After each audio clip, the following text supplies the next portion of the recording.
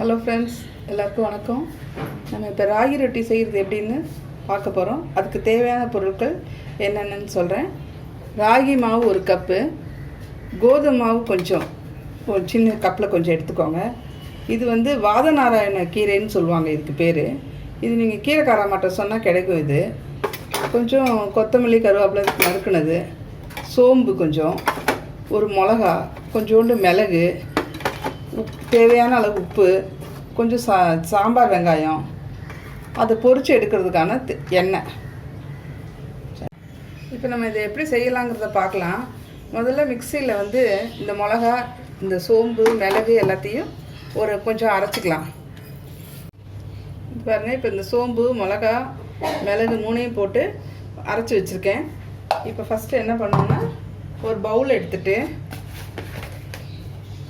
இந்த மாவை முதல்ல அதில் கொட்டிக்கணும். அடுத்து இந்த கோதுமை மாவையும் சேர்த்துக்கணும். அந்த வெங்காயத்தை, சின்ன வெங்காயத்தை நான் நைஸாக கட் பண்ணி வச்சுருக்கேன். இந்த வெங்காயத்தை அதில் நல்லா பிசைஞ்சிட்டு போட்டுருங்க.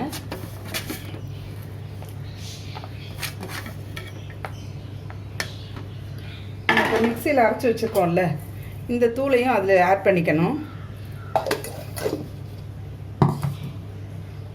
அதுக்கப்புறம் இந்த கொத்தமல்லி கருவேப்பிலை இதில் சேர்த்துக்கலாம்.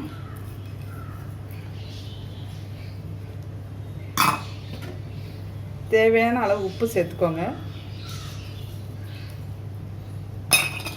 இந்த வாதநாராயண இலை கீரை இருக்குது பார்த்தீங்களா, இப்போ இந்த கீரையும் இதில் ஆட் பண்ணிக்கணும். இந்த கீரை வந்து கால் வலி, வாதமாக இருக்கிறவங்களுக்கெல்லாம் இது நல்ல மருந்து.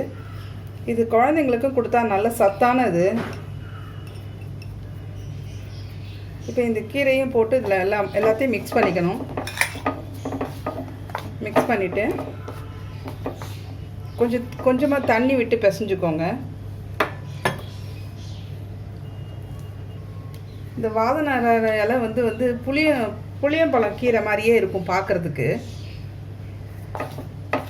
இது நல்லா எல்லாத்தையும் மிங்கிள் பண்ணிவிட்டு தண்ணி விட்டு நல்லா கொஞ்சம் கெட்டியாக பிசைஞ்சுக்கோங்க. சப்பாத்தி மாவு மாதிரி பிசைஞ்சுக்கோங்க. இதை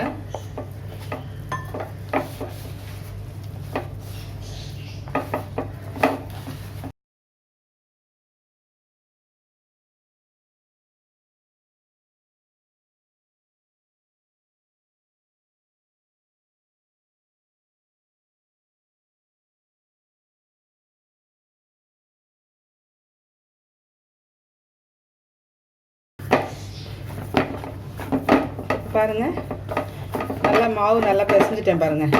இதை வந்து இப்போ சின்ன சின்ன உருண்டையாக உருட்டிட்டு, இந்த மாதிரி சின்ன சின்ன உருண்டையாக உருட்டி வச்சுருக்கேன் பார்த்தீங்களா. இதை வந்து இப்போ நம்ம என்ன பண்ணணும்னா, முதல்ல வந்து ஒரு பாத்திரம் எடுத்து அடுப்பில் வச்சு காய வச்சுக்கணும். எண்ணெய் காய வைக்கணும். அதை பொரித்து எடுக்கிறதுக்கான எண்ணெயை வந்து ஊற்றிக்கணும்.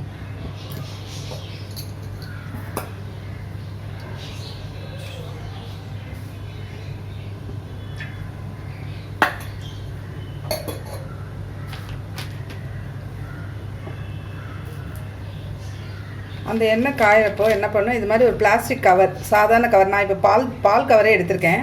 இந்த பால் கவரில் லைட்டாக எண்ணெயை தடவிட்டு, இந்த உருண்டை இருக்குது பார்த்தீங்களா, அதை கொஞ்சம் எண்ணெய் தொட்டுட்டு,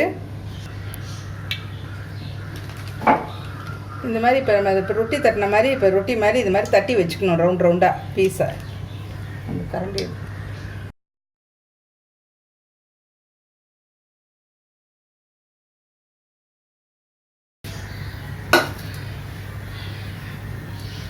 இப்போ எண்ணெய் நல்லா காஞ்சிருச்சு. எண்ணெய் நல்லா காஞ்சோடனே இதை அது உள்ளே போட்டு எடுக்கணும். குழந்தைங்களுக்கு ஸ்நாக்ஸாகவும் செஞ்சு கொடுக்கலாம். நல்ல பசி எடுக்காது, நல்லா திம்முன்னு இருக்கும் பசங்களுக்கு. ரெண்டாவது ராகிங்கிறதுனால நல்ல ரத்த விருத்தி உண்டாகும்.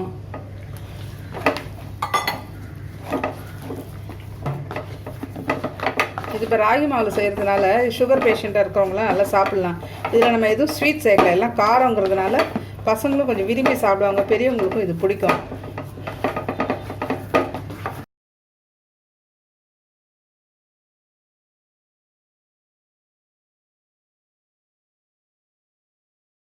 பாருங்கள், ராகி ரொட்டி ரெடி ஆயிடுச்சு.